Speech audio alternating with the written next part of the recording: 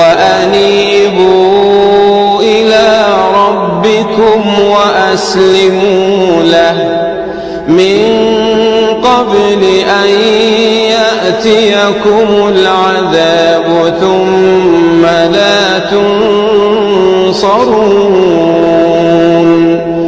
واتبعوا أحسن ما أنزل إليكم من ربكم من قبل أن يأتيكم العذاب بغتة